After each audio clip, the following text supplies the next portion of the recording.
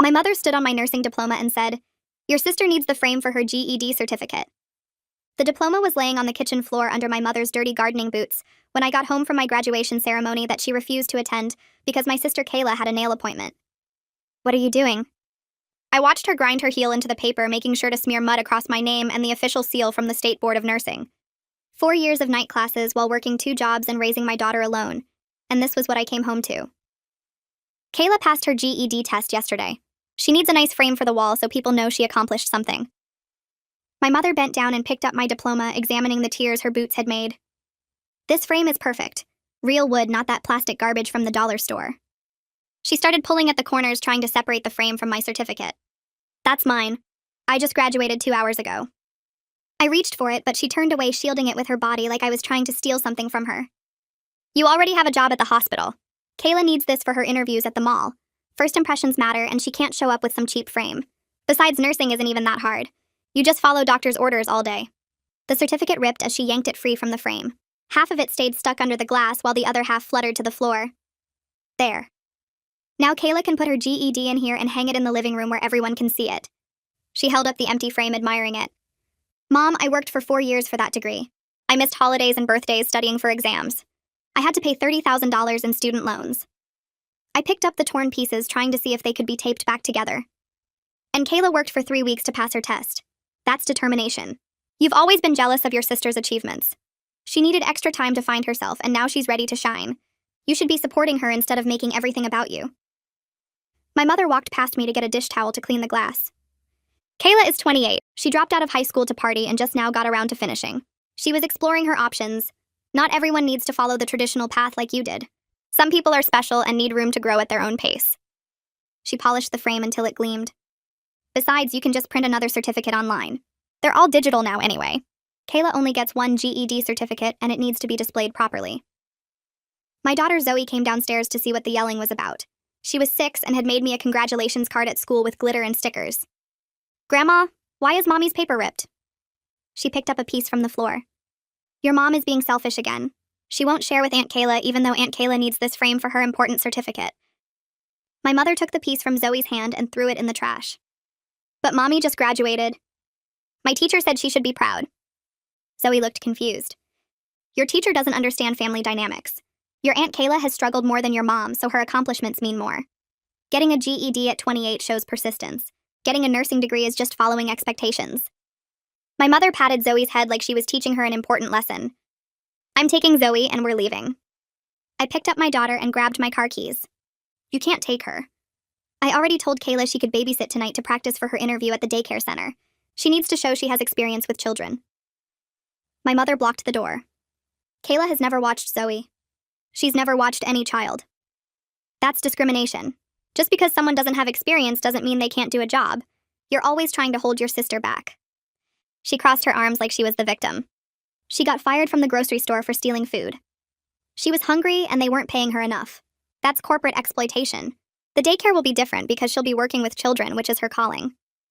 The doorbell rang and my mother rushed to answer it. Kayla walked in wearing pajama pants and a stained t-shirt at 3 in the afternoon. "Did you get my frame ready?" She didn't even look at me. I pushed past my mother's shoulder with Zoe pressed against my chest and got to the front door before she could grab my arm. Kayla was still standing there asking about her frame while I fumbled with the doorknob. My hands were shaking so bad I almost dropped my keys twice. Zoe wrapped her arms around my neck and buried her face against my shoulder. I could hear my mother yelling behind me about how I was being dramatic and selfish, how I was making a scene over nothing. The door finally opened and I rushed down the porch steps to my car parked in the driveway. My mother followed me outside, still yelling. I got the back door open and tried to buckle Zoe into her car seat, but my fingers wouldn't work right. The buckle kept slipping through my hands. My mother was at the car now, banging on the window, telling me I couldn't just leave like this. Zoe started crying, asking what was wrong.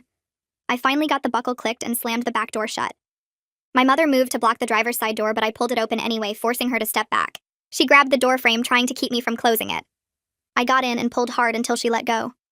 The engine started on the second try, too. I backed out fast enough that she had to jump away from the car. In the rearview mirror, I could see her standing in the driveway with Kayla next to her, both of them watching me drive away. I drove to the hospital where I just got hired and pulled into the parking lot because I didn't know where else to go. My hands were still shaking when I turned off the engine. The parking lot was half empty in the afternoon sun, and I just sat there staring at the employee entrance where I was supposed to start working in 3 days. Zoe's crying had quieted down to sniffles in the back seat. She asked why Grandma was so mean about my special paper. I turned around to look at her and saw her face was red and wet with tears. How was I supposed to explain this to a 6-year-old? I told her sometimes grown-ups have disagreements and Grandma was having a bad day. Zoe asked if Grandma was mad at us. I said Grandma wasn't thinking clearly right now and we needed to give her some space. That answer didn't satisfy her because she asked if we did something wrong. I felt my throat get tight and had to take a few breaths before I could talk again. I told her we didn't do anything wrong and that Mommy was very proud of her congratulations card. She asked where we were going to sleep tonight. I didn't have an answer for that one. I told her we would figure it out and everything would be okay, even though I had no idea if that was true. A woman knocked on my window and I jumped so hard I hit my knee on the steering wheel. It was Fiona from the hospital orientation last week. She was wearing scrubs and holding a coffee cup looking concerned. I rolled down the window and she asked if I was okay. I tried to say yes, but nothing came out except a weird choking sound. She opened the car door and crouched down next to me asking what happened. I started crying and couldn't stop. Everything just came pouring out about the diploma, and my mother standing on it and ripping it up for Kayla's frame, and how I didn't have anywhere to go. Fiona listened without interrupting and handed me napkins from her pocket. Zoe was quiet in the back seat playing a game on my phone that I didn't remember giving her. Fiona asked if I had family or friends I could stay with tonight. I shook my head because the only people I knew in town were at the hospital and I barely knew them. She said I could stay at her place tonight and we would figure out the rest tomorrow. I started to say I couldn't impose like that, but she cut me off saying she had a spare room and it was no trouble. She gave me her address and told me to meet her there in an hour after her shift ended. I thanked her about 5 times and she smiled and said, "That's what coworkers are for." We got to Fiona's apartment building at 6 and she buzzed us up to the 3rd floor. Her apartment was small but clean with pictures of her daughter on every wall. She set Zoe up on the couch with goldfish crackers and apple juice and turned on cartoons. Zoe seemed happy enough with that arrangement. Fiona made me sit at her kitchen table and poured me a glass of water. I tried to explain that I just needed one night to figure things out.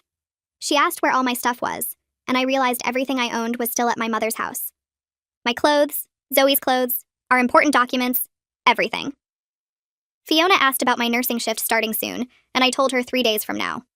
She asked if I had money saved for an apartment. I had $800 in my checking account, which wasn't enough for first month, last month, and a security deposit anywhere in this town.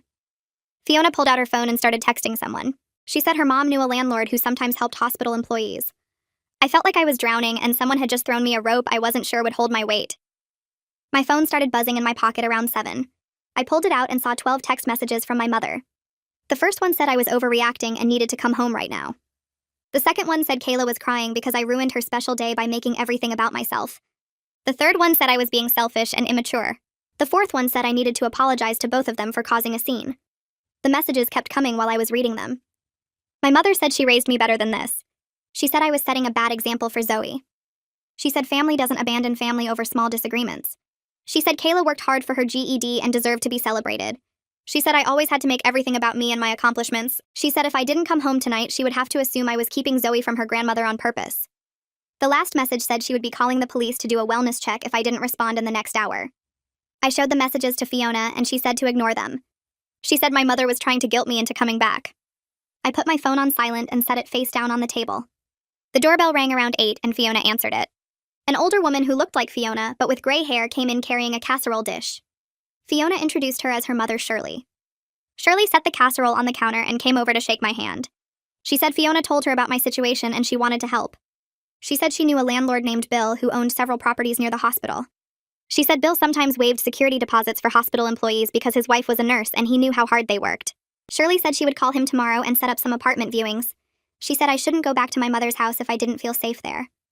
I tried to explain that my mother wasn't dangerous, just difficult. Shirley looked at me with this sad, knowing expression and said emotional abuse was still abuse. That word hit me like a truck. I had never thought of it that way before. Shirley said she would help me get back on my feet and I didn't have to do this alone. She stayed for dinner and we ate the casserole while Zoe colored at the table. It was the first time in hours that I felt like I could breathe properly. That night I lay awake on Fiona's couch staring at the ceiling. Zoe was asleep in the spare bedroom and the apartment was quiet except for the hum of the refrigerator. I kept thinking about what Shirley said about emotional abuse. I thought about all the times my mother chose Kayla over me. When I made honor roll in high school and my mother missed the ceremony because Kayla needed a ride to her boyfriend's house. When I was accepted to nursing school and my mother said it was a waste of money because when Zoe was born and my mother spent the whole hospital visit talking about how Kayla would make a better mother someday. The diploma incident wasn't isolated. It was just the most obvious example of a pattern that had been going on my entire life. My mother had always made me feel like my accomplishments didn't matter as much as Kayla's needs. I had spent years trying to earn her approval, and it was never going to happen. That realization hurt worse than watching her destroy my diploma. I cried quietly into the couch pillow so I wouldn't wake anyone up. The next morning, I called the hospital HR department from Fiona's kitchen. A woman named Morgan answered, and I explained that I was a new hire starting in 2 days and I had a housing emergency. Morgan asked what kind of emergency, and I gave her the short version about leaving my mother's house unexpectedly.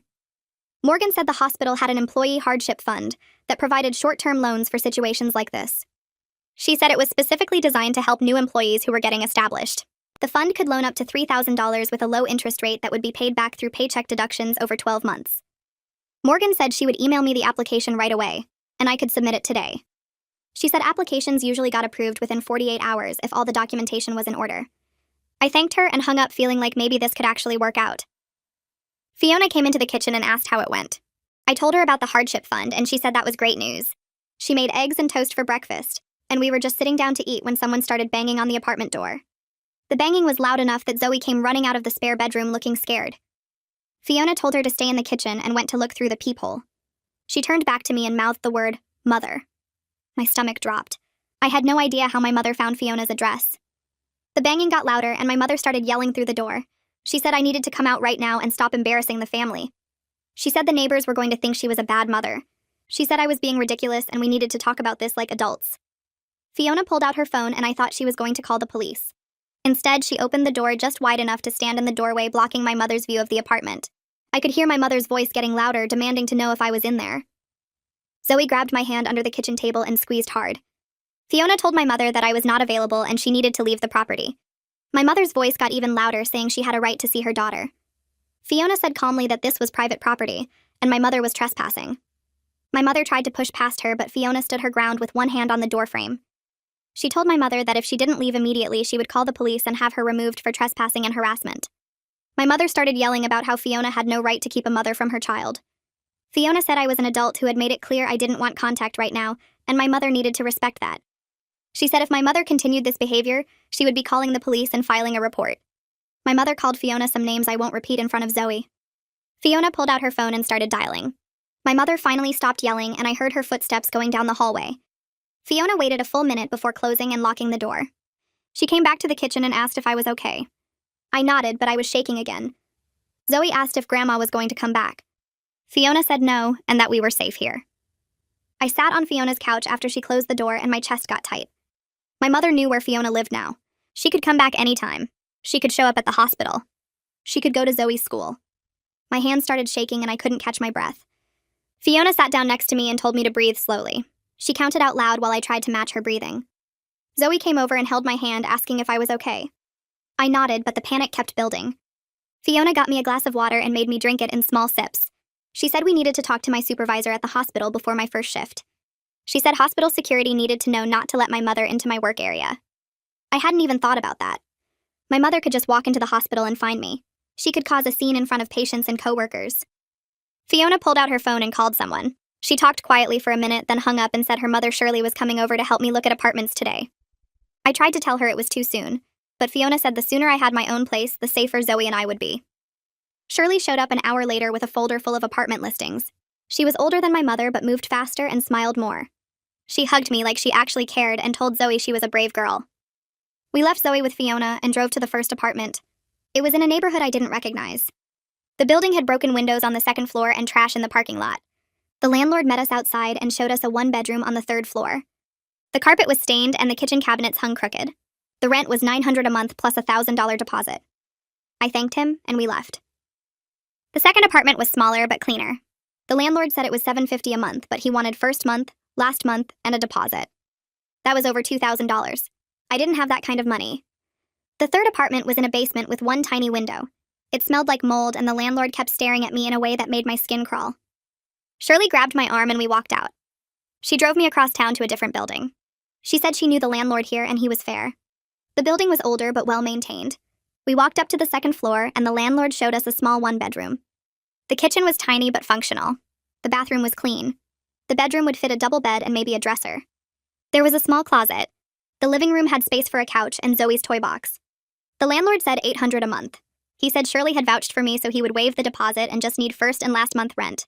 $1,600. I still didn't have that, but it was better than anything else I'd seen. I went back to Fiona's apartment and filled out the hardship loan application on her laptop. The form asked about my emergency situation, and I wrote about leaving my mother's house unexpectedly. It asked how much I needed, and I put $3,000 to cover the apartment and have some left over for basic furniture. It asked about my employment, and I entered my new nursing position and start date. I attached my offer letter from the hospital and my nursing license. The form said applications were reviewed within 48 hours. I submitted it and felt sick to my stomach. I had just graduated and I was already begging for money. I had worked so hard to become independent, and here I was asking for help. But Zoe needed stability. She needed a safe place away from my mother's chaos. I reminded myself this wasn't about pride. This was about protecting my daughter from growing up the way I did. 2 days later, my phone rang while I was helping Zoe with a coloring book. It was Zoe's school. The secretary said someone had called claiming to be me and saying my mother had permission to pick up Zoe. The secretary wanted to verify because they had no written authorization on file. My stomach dropped. I told her absolutely not. I told her only I was authorized to pick up my daughter.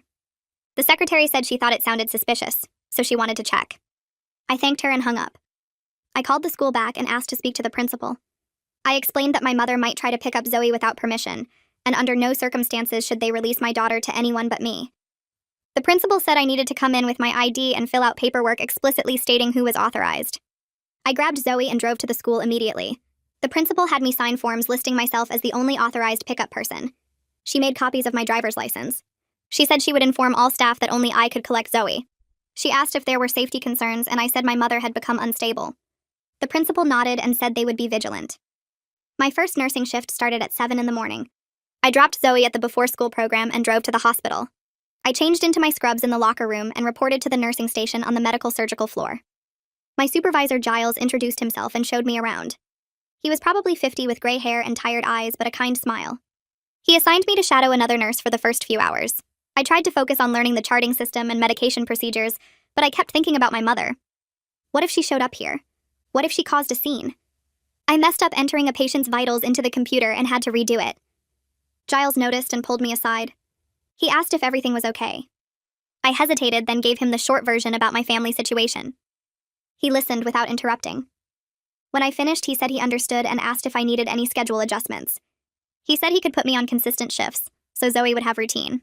He said he would inform security about my mother and make sure she couldn't access the floor. I thanked him and felt some of the tension ease. That afternoon, my phone started buzzing with texts. They were from Kayla. She said I was ruining her life. She said the daycare wouldn't hire her now because I wouldn't let her use Zoe as a reference for childcare experience. She said I was selfish and had always been jealous of her. She said I couldn't stand to see her succeed. The texts kept coming. She said I thought I was better than her because I had a nursing degree. She said I had always looked down on her. She said our mother was right about me. I blocked her number and put my phone away. I had to focus on work. I had patients depending on me. But the texts bothered me more than I wanted to admit. Part of me still hoped Kayla would eventually see how toxic our family was. Part of me still wanted a sister who cared about me. The next day, Fiona offered to go with me to get my belongings from my mother's house. My mother was supposedly at work according to her schedule. We drove over with Fiona's truck. When we pulled up, I saw garbage bags piled on the front porch. My stomach sank. We got out and I walked up to the porch. The bags were stuffed full. I opened one and saw my clothes. I opened another and saw Zoe's toys. My mother had packed everything like we were trash she was throwing out. Fiona started loading bags into her truck. I walked up to the front door and tried my key. It didn't work. My mother had changed the locks. I knocked, but nobody answered. I looked through the window and saw my mother sitting on the couch watching TV. She saw me and turned away. I knocked harder and she didn't move. Fiona came up behind me and put her hand on my shoulder. She said we should just take the bags and go. I nodded and helped her load the rest into the truck. We drove back to Fiona's apartment and started going through the bags. My nursing textbooks were gone. My laptop was gone. Several of Zoe's favorite toys were missing. I found a note in one of the bags. It was in my mother's handwriting. It said I didn't deserve nice things if I was going to abandon my family. It said she had given me everything and I threw it back in her face.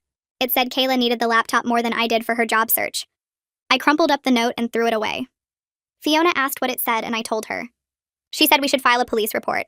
I said nothing would come of it, but she insisted. She said I needed documentation of everything my mother was doing. We drove to the police station and I filed a report for destroyed property.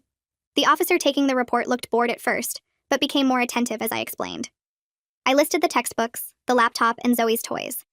I estimated the total value at over $1,500.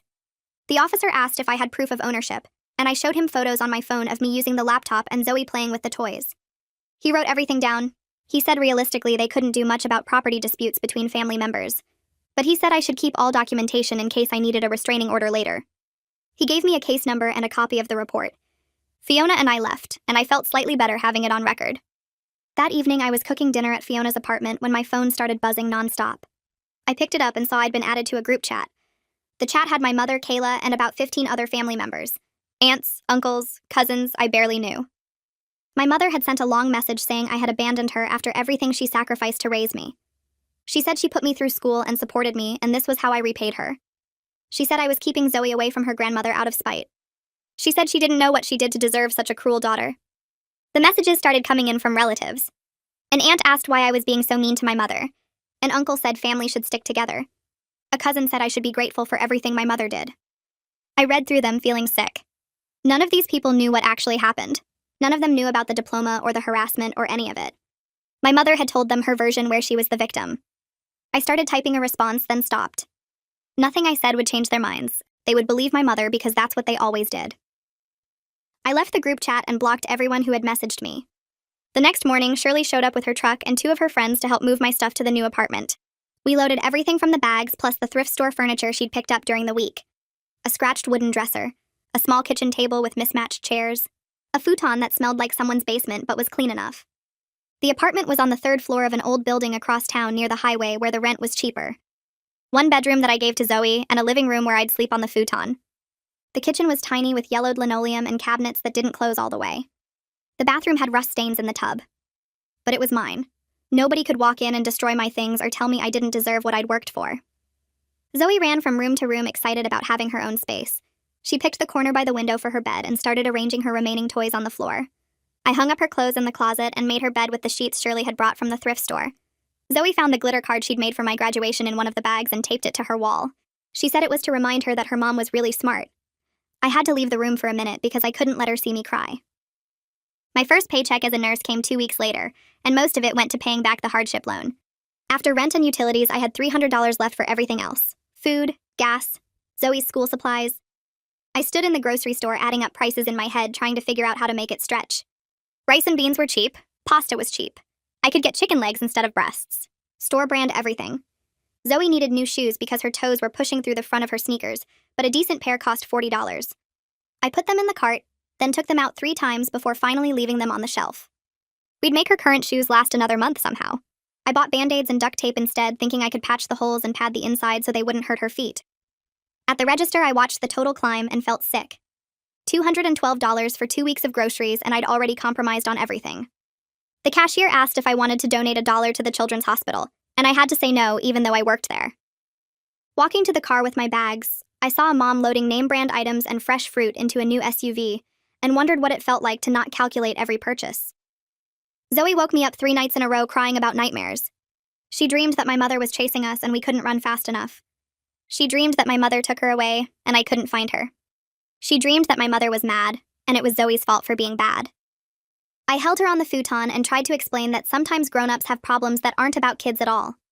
That my mother's anger was about my mother, not about Zoe. But how do you tell a 6-year-old that her grandmother is toxic without making her feel like she lost something? How do you explain that leaving was protection, not punishment?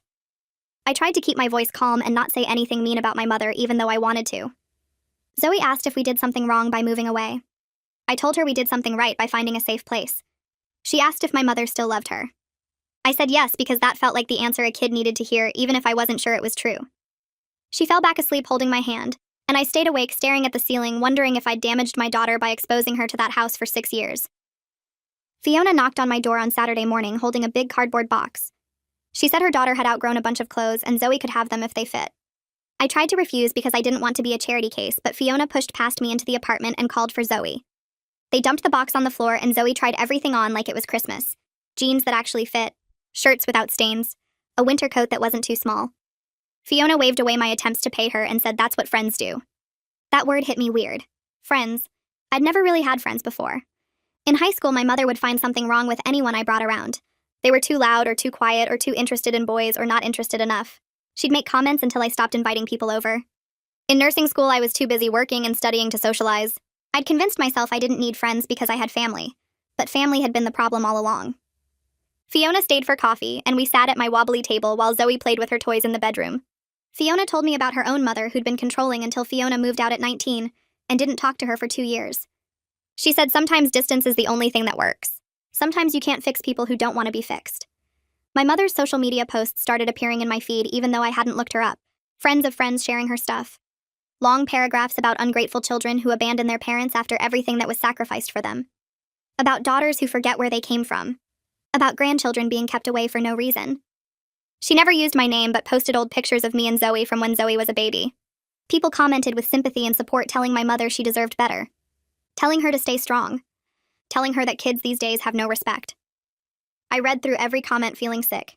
None of these people knew what actually happened. None of them knew about the diploma or the harassment or any of it. My mother had created a story where she was the victim and I was the villain, and everyone believed her because that's what she'd always done. I closed the app and deleted it from my phone. I didn't need to see that. My phone rang while I was giving a patient medication, and I let it go to voicemail. It rang again during my lunch break. Again when I was documenting in a chart. I finally checked and saw 17 missed calls from my mother's number. 17 voicemails. I listened to the first one. She was crying, saying she didn't understand what she did wrong.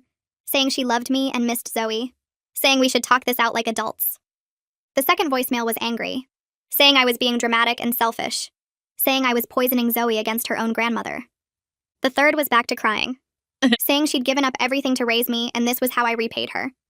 They went back and forth like that. Guilt trips and threats. She mentioned grandparents' rights in voicemail number 12. Said she'd been talking to a lawyer. Said she had rights to see Zoe whether I liked it or not. I sat in the break room shaking. I called Fiona and she told me to block the number immediately. That my mother was trying to manipulate me and I didn't have to listen to it. I blocked my mother's number and the silence afterward felt strange. Relieving but also scary, like waiting for the next attack. An older woman approached me at the nurse's station during my shift on Tuesday, asking if we could talk. She introduced herself as my mother's sister, though I'd only met her maybe twice in my life at family gatherings. She said she was worried about my mother who was very upset about our situation. She said family is forever and I needed to forgive and forget, because that's what good daughters do. She said my mother made mistakes, but she was trying her best. She said Zoe needed her grandmother in her life. I felt people watching us, patients in rooms nearby, other nurses pretending not to listen. My face got hot and I told my aunt very quietly that I wasn't discussing this at my workplace. She said she'd driven an hour to talk to me and I owed her 5 minutes. She said my mother was falling apart and I was being cruel. I repeated that she needed to leave. She raised her voice saying I was being disrespectful and unreasonable. Giles came around the corner and asked if there was a problem. My aunt said she was just trying to talk to her niece. Giles looked at me and I nodded. He called security and asked them to escort my aunt from the building. She argued the whole way saying this was ridiculous and I'd regret this. After she left, Giles pulled me aside and asked if I was okay. I said yes, even though I wasn't. He said if anyone else showed up bothering me at work to let him know immediately. That the hospital had policies about harassment, and he'd make sure they were enforced. Zoe's teacher sent me an email requesting a meeting to discuss some concerns about Zoe's behavior in class. My stomach dropped reading it. I scheduled the meeting for the next day during my lunch break and spent the whole night worrying about what was wrong. The teacher was young and nice and started by saying Zoe wasn't in trouble. She said Zoe had been withdrawn lately, not participating in activities she usually loved, sitting alone at recess, not talking to the other kids. The teacher asked if anything had changed at home. I explained about leaving my mother's house, about the family situation, about my mother trying to pick Zoe up from the school that one time. The teacher took notes and said she'd make sure the office had updated information about who was authorized to collect Zoe. She asked if Zoe was seeing a counselor, and I said not yet, but I was looking into it. She said the school had resources if I needed help finding someone. She said she'd keep an eye on Zoe and let me know if things didn't improve. I thanked her and left feeling like I was failing at everything. Failing to protect Zoe from the fallout. Failing to help her process what was happening. Failing to give her a normal, stable childhood. Morgan stopped by my workstation during my lunch break the next day. She said the hospital had an employee assistance program that included free therapy sessions. 6 sessions covered completely, and after that I could continue at a reduced rate if I wanted. I told her I'd think about it, but really I wasn't sure therapy was for me. Therapy seemed like something for people with serious problems, and I was just dealing with family stuff. Morgan wrote down the phone number anyway and left it on my desk. I stared at that paper for 3 days before I finally called and made an appointment. The receptionist scheduled me for Thursday afternoon, and I immediately regretted it, but didn't call back to cancel. The therapy office was in a building near the hospital with beige walls and uncomfortable chairs in the waiting room. I filled out paperwork asking about my childhood and current stressors and family relationships. My hand shook writing about my mother. A woman came out and introduced herself as Abigail. She had gray hair and kind eyes and led me to a small office with a couch and tissues on every surface. I sat down and she asked me what brought me in today. I started talking about the diploma and couldn't stop. Everything came pouring out. The frame and the boots and my mother blocking the door and Kayla showing up in pajamas expecting to babysit. I cried so hard I couldn't breathe properly. Abigail handed me tissues and waited until I could talk again. She asked questions about my childhood and how my mother usually treated me compared to Kayla. I told her about always coming second. About my mother missing my high school graduation because Kayla had a dentist appointment. About paying my own way through nursing school while my mother gave Kayla money for concerts and clothes. Abigail wrote notes and nodded. She said what I was describing sounded like patterns of narcissistic parenting. That my mother saw Kayla as an extension of herself and me as a source of support. That my feelings of guilt and obligation were normal responses to emotional abuse. The word abuse made me flinch. I said my mother never hit me. Abigail explained that emotional abuse was real abuse even without physical violence. That destroying my diploma was an act of aggression meant to diminish my accomplishments. That using Zoe as leverage was manipulation. I left that session feeling raw and exposed, but also strangely lighter, like someone finally believed me. I got home from my evening shift 3 days later and found Kayla sitting on the steps outside my apartment building. She jumped up when she saw me park. I locked my car doors and she ran over banging on the window. She was crying and her makeup ran down her face in dark streaks. I cracked the window an inch and she started talking fast. Said mom kicked her out. Said she had nowhere to go. Said I had to let her stay with me because we're sisters and that's what family does. I asked why mom kicked her out. Kayla said mom was being unreasonable about her getting a job. Said she'd been applying places but nobody was hiring. Said mom gave her an ultimatum and then changed the locks when Kayla went out. I told her through the window that I couldn't help her. Kayla's face changed from sad to angry in a second. She started yelling about how I was a terrible sister. How I'd always thought I was better than her. How I was selfish and cold and didn't care about family. I got out of my car and walked toward the building entrance. Kayla followed me shouting. I went inside and she grabbed the door before it closed. I told her she needed to leave. She said she wasn't leaving until I agreed to help her. I said I'd call the police if she didn't go. She laughed and said I wouldn't, because then everyone would know what a horrible person I was. I took out my phone and started dialing. She finally backed away, still yelling about what a disappointment I was. I got inside and locked the door behind me. My hands shook so bad I dropped my keys twice trying to unlock my apartment. I was still standing in my doorway when my neighbor from across the hall came out. He was older, maybe 70, with white hair and glasses. He asked if I was okay. I said yes automatically even though I wasn't. He introduced himself as Cullen and said he'd heard the yelling outside. Asked if that woman was bothering me. I didn't know what to say, so I just nodded. Cullen said he was a retired teacher and lived alone. Said he was home most days and would keep an eye out for anyone bothering me. Said to knock on his door if I ever felt unsafe. I thanked him and he went back inside. Having someone looking out for me made the apartment feel less isolated. I checked the locks 3 times before I could relax enough to make dinner. My second therapy appointment was the following Tuesday. Abigail asked how the week had been, and I told her about Kayla showing up. About feeling guilty for not helping her even though I knew letting her stay would be a disaster. Abigail said we needed to work on boundaries. That I wasn't responsible for fixing my mother or sister. That protecting myself and Zoe wasn't selfish. She gave me scripts for how to respond when family members tried to guilt me. Simple phrases I could use instead of explaining or defending myself. Things like, I understand you're upset, but I can't help with that, or I care about you, but I need to protect my own well-being. We practiced saying them out loud until they felt less awkward. Abigail said boundaries would feel uncomfortable at first because I wasn't used to putting my needs first. That the guilt would fade as I got stronger. I wanted to believe her, but the guilt felt permanent, like something I'd carry forever. The phone call came Thursday evening while Zoe was doing homework at the kitchen table. I didn't recognize the number, but answered anyway. My mother's sister was on the other end. She said mom was depressed and not eating, that she was worried about her, that I needed to fix this. I felt my chest get tight. I used one of Abigail's scripts. Said I cared about my mother's well-being, but I couldn't have a relationship that harmed me and my daughter. My aunt said I was being dramatic. That every mother makes mistakes. That family forgives and moves on. I repeated that I couldn't help. My aunt's voice got sharp. She said I was selfish and cruel. That my mother sacrificed everything for me. I said I had to go and hung up. My hands were shaking again. Zoe looked up from her homework and asked if I was okay. I said yes and went to the bathroom so she wouldn't see me cry. Zoe asked about Grandma during breakfast on Saturday. Said her school play was coming up in 3 weeks and could we invite Grandma to watch? My heart sank. I sat down next to her and tried to explain that Grandma wasn't being kind right now, so we needed space from her. Zoe asked if Grandma was still mad about the frame. I said it was more complicated than that, but yes, kind of. Zoe nodded and went back to eating her cereal. She didn't push or ask more questions. She just accepted it and moved on. That scared me more than if she'd been upset. Made me wonder what else she'd noticed that I thought I was hiding. How much of the dysfunction she'd absorbed without me realizing. Fiona invited us to dinner at her mother's house on Sunday. I almost said no because being around other people felt exhausting, but Zoe got excited when she heard, so I agreed. Shirley's house was small and warm with pictures covering every wall. Fiona's dad was there and her younger brother and his wife. Everyone talked over each other in a friendly way and laughed at each other's stories. Shirley asked about my nursing work with real interest.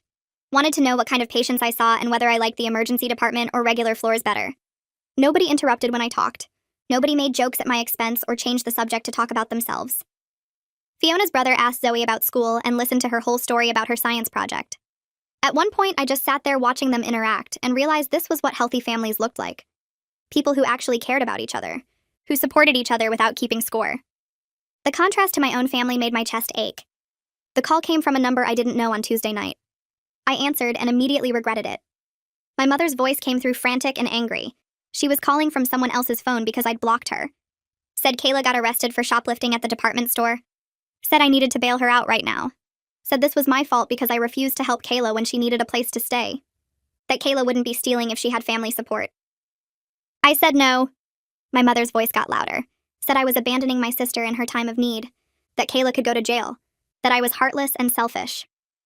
I repeated no and hung up. Then I sat on my couch staring at the wall trying to convince myself I made the right choice. The guilt sat in my stomach like a rock. I kept thinking about Kayla in a cell scared and alone. Kept telling myself that bailing her out wouldn't help her learn. That she needed to face consequences for her actions. But knowing something logically and feeling it emotionally were two different things. I got to Zoe's school for pickup on Friday, and the office staff looked nervous when they saw me. The principal pulled me aside and said my mother had been there 20 minutes earlier. Said she tried to take Zoe claiming I'd given her permission. The school followed their protocol and called my cell to verify, but I didn't answer because I was driving. They refused to release Zoe and my mother made a scene. Yelled about her rights as a grandmother, threatened to call her lawyer. Security had to escort her off school property. My stomach dropped. I asked where Zoe was and they brought her out from the office. She ran to me and wrapped her arms around my waist. Her whole body was shaking. She asked why Grandma tried to take her. Why Grandma was so angry. I held her and told the principal I needed copies of all their documentation, that I'd be filing for a restraining order. The principal nodded and said they'd already updated their records to be extra careful. I took Zoe home and she didn't let go of my hand the entire drive. I went to the courthouse the next morning with everything organized in a folder. The police report from the school incident, screenshots of every text message and voicemail, photos of my destroyed diploma, the documentation from the hospital about my mother showing up at my workplace, the school's written statement about the attempted pickup. I handed it all to the clerk at the filing window and filled out the forms requesting a restraining order. My hands shook writing down each incident, but I made myself include every detail. The clerk reviewed my paperwork and told me a judge would see me within the hour for the emergency hearing. I sat in the hallway outside the courtroom watching other people come and go with their own legal problems. A woman with a black eye. A man who looked like he hadn't slept in days. I wondered if they could tell just by looking at me what kind of family situation had brought me here.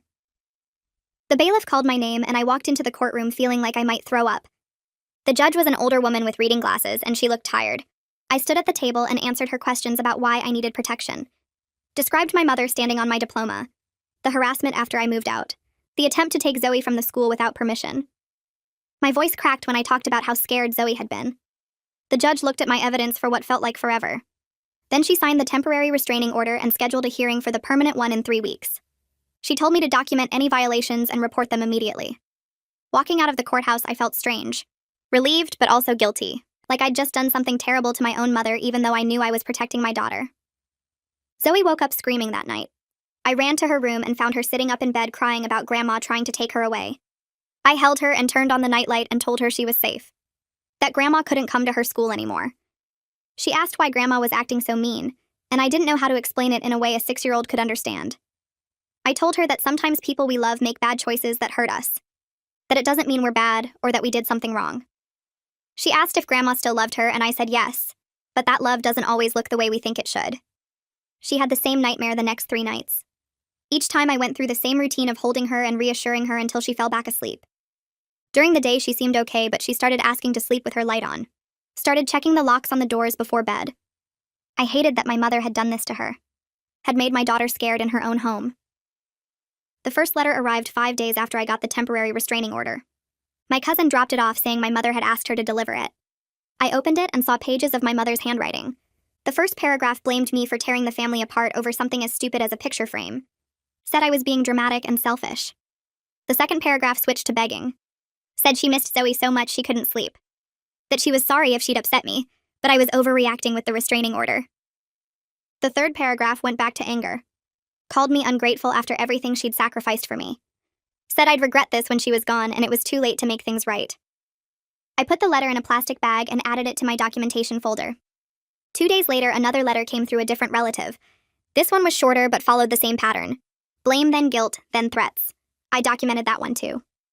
A week later, a third letter arrived with photos of Zoe from when she was a baby.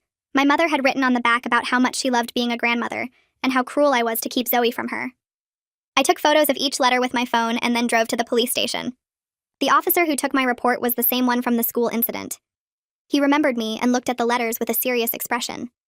Told me these were clear violations of the restraining order, that he'd file reports and forward them to the prosecutor. Asked if I felt safe at my apartment and I said yes, but I was worried about what my mother might do next.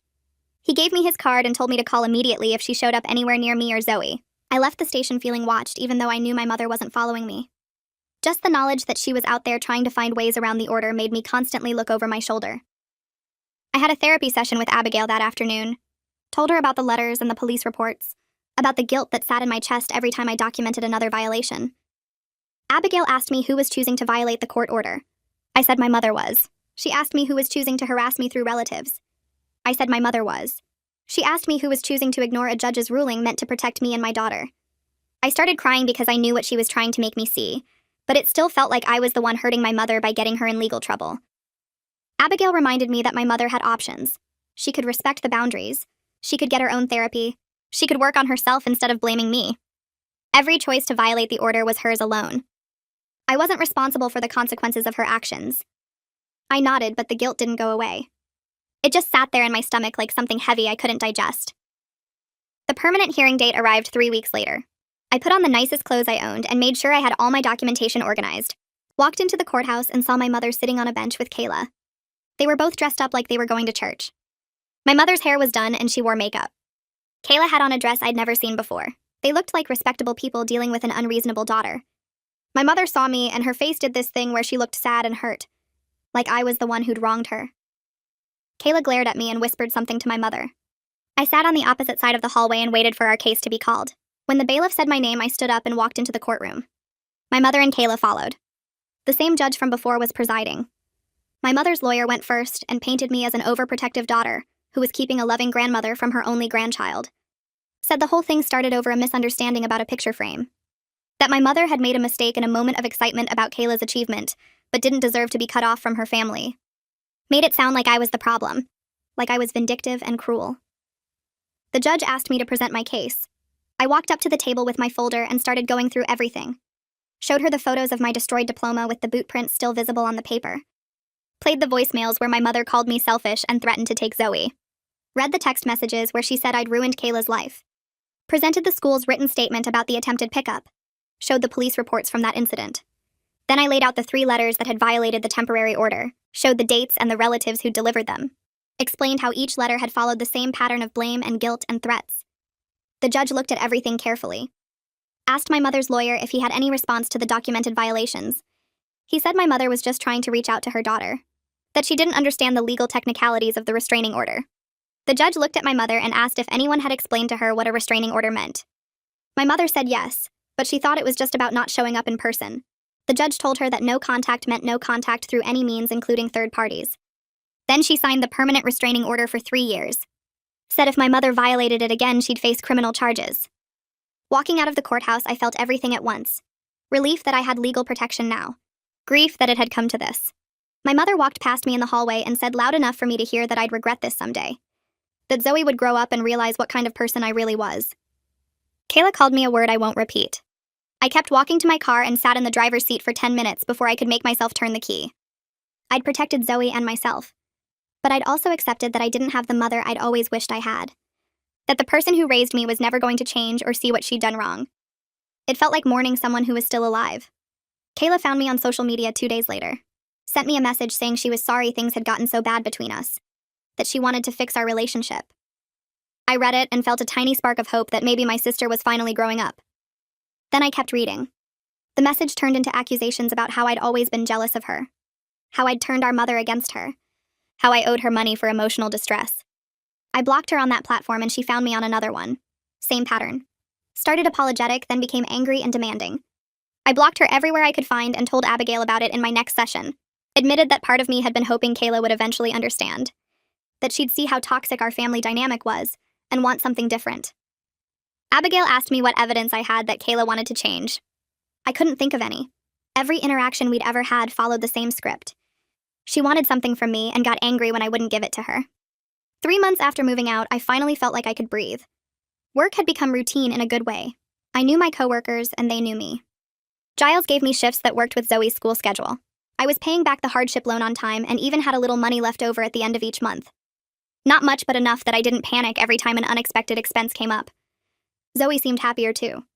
She wasn't checking the locks obsessively anymore. Wasn't having nightmares every night.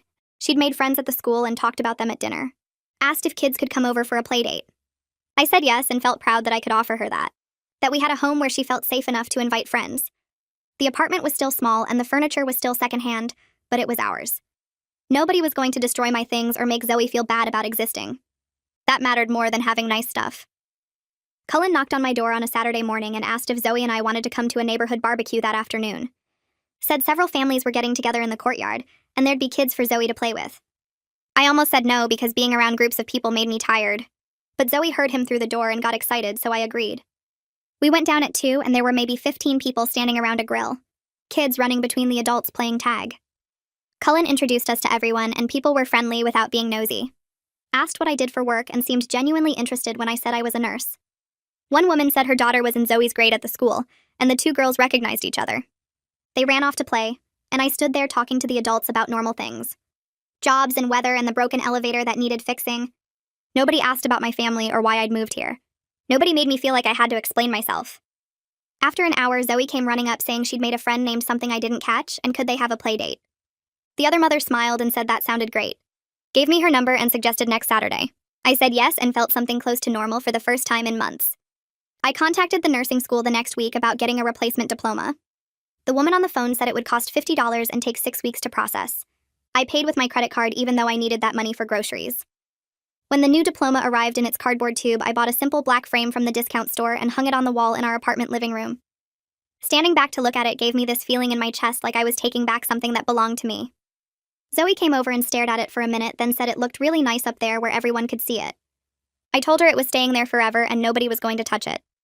She nodded like she understood exactly what I meant. Giles pulled me aside during my shift 2 days later and asked if I wanted to pick up extra hours on weekends. He said one of the other nurses had to cut back her schedule and they needed coverage. I thought about it for maybe 5 seconds before saying yes. The after-school program Zoe attended now stayed open until 6 on weekdays and offered Saturday care too.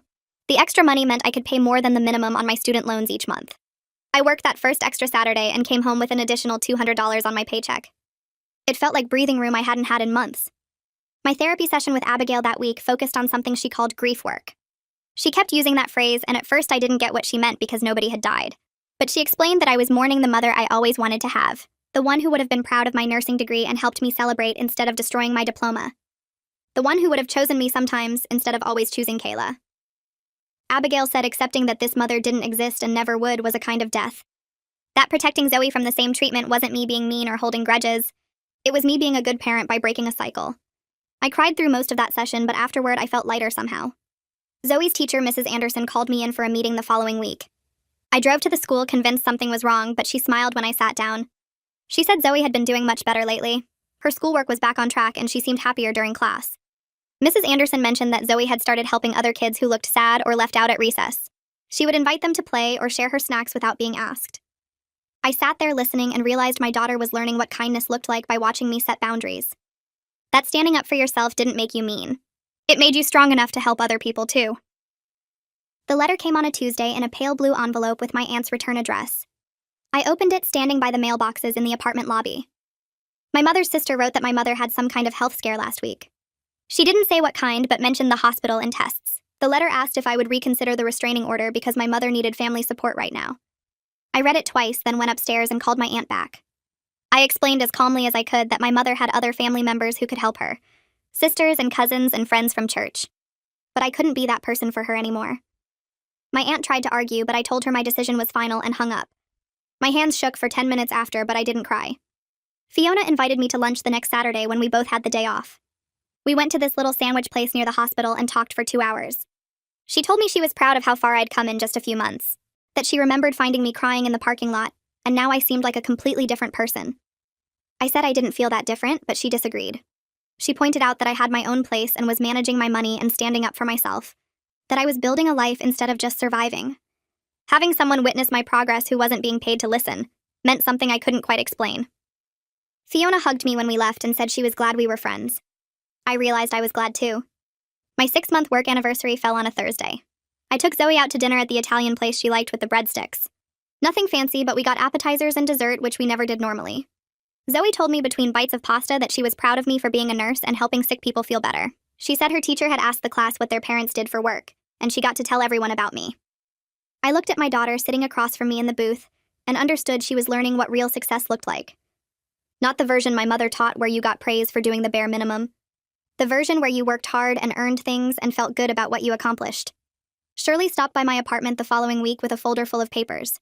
She said the hospital had a scholarship program I should know about. They would pay some of my student loan balance if I agreed to work there for 3 more years. She helped me fill out the application right there at my kitchen table. We submitted it online that same day. 2 weeks later, I got an email saying I'd been accepted. The program would cover $5,000 of my loans. It wasn't everything, but it meant my monthly payments would be smaller, and I'd pay the whole thing off faster. I called Shirley to thank her, and she said that's what friends do for each other. Abigail and I had what she called a breakthrough during our session in early December.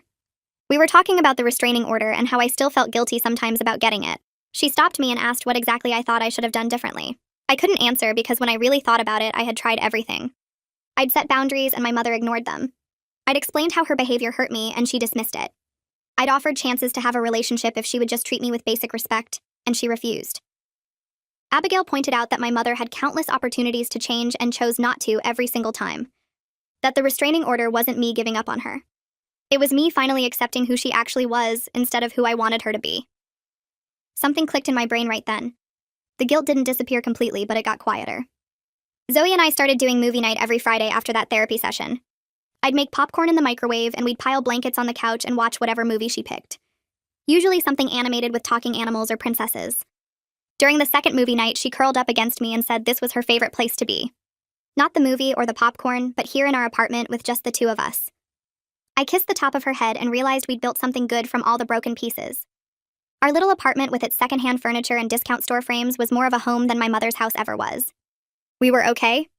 We were going to be okay. I ran into Fiona in the break room the next week and she poured herself coffee while telling me about her grocery shopping trip. She said she saw my mother in the produce section looking through the discount bin. Fiona described how my mother's hair was greasy and her clothes looked like she'd been wearing them for days. She said my mother was talking to herself and putting bruised apples back because they cost too much. I felt something twist in my chest hearing that. Part of me wanted to drive to that grocery store and make sure she was eating properly. The other part knew I couldn't save someone who refused to admit they needed help. I thanked Fiona for telling me and went back to checking patient charts. That afternoon, I focused on taking Zoe to her soccer practice and helping her with her math homework and making dinner in our little kitchen. The life we were building mattered more than the one I left behind. 2 days later, I searched online for support groups and found one that met Tuesday evenings at a community center across town. The website said it was for adult children of narcissistic parents, and I sat staring at those words for 10 minutes before filling out the contact form. The group leader called me that same night and explained how the meetings worked. She said I could just listen if I wanted, and didn't have to share anything until I felt ready. Tuesday came and I dropped Zoe at Fiona's place, then drove to the community center with my hands shaking on the steering wheel. 8 people sat in a circle in a room that smelled like coffee and old books. The group leader welcomed me and asked if I wanted to introduce myself. I said my name and that I'd recently cut contact with my mother. A woman across from me nodded like she understood everything I wasn't saying. For the next hour, I listened to people talk about holidays ruined and accomplishments dismissed, and being blamed for things that weren't their fault. One man described how his mother showed up at his wedding and made a scene about the seating arrangements. Another woman talked about her father calling her selfish for moving to a different state for a better job. Every story felt familiar in a way that made my throat tight. When the meeting ended, 3 people came up to tell me it gets easier. The woman who nodded earlier hugged me and said she was 5 years into no contact, and finally sleeping through the night. Driving home, I felt less alone than I had in months. The group leader texted me the next meeting date and I saved it in my phone. 5 months after leaving my mother's house, I had enough money saved for a small trip. I told Zoe we were going to a state park 2 hours away for the weekend, and she jumped up and down in the living room. We packed sandwiches and juice boxes and her favorite stuffed bear. The park had hiking trails and a lake and campsites with fire rings. Zoe held my hand while we walked through the woods looking at birds and interesting rocks. She asked questions about every tree, and I made up answers when I didn't know the real ones. That night, we roasted marshmallows over the campfire and she got sticky sugar all over her face. She looked at me in the firelight and said this was the best adventure ever. I felt something warm spread through my chest that wasn't just from the fire. We slept in the tent listening to crickets, and in the morning we ate cereal from plastic bowls while watching the sun come up over the lake. Zoe said she wanted to come back here every year and make it our special place. I promised her we would. Money is still tight most months, and I still have moments where I doubt every choice I've made. Sometimes I wake up at 3 in the morning wondering if I should have tried harder to fix things with my mother. I still grieve the relationship I wanted where she would be proud of my nursing degree and help me raise Zoe and act like a normal grandmother. That version of my mother doesn't exist and probably never did. But Zoe is doing better in the school and making friends and learning what healthy relationships look like. I'm building a career at the hospital, and Shirley helped me get promoted to a position with better hours. We have Fiona and her family and Cullen next door, and the people from my support group who understand what it's like. I'm learning that the family you choose matters more than the family you're born into. Protecting my peace isn't selfish. It's necessary for both of us. We're going to be okay.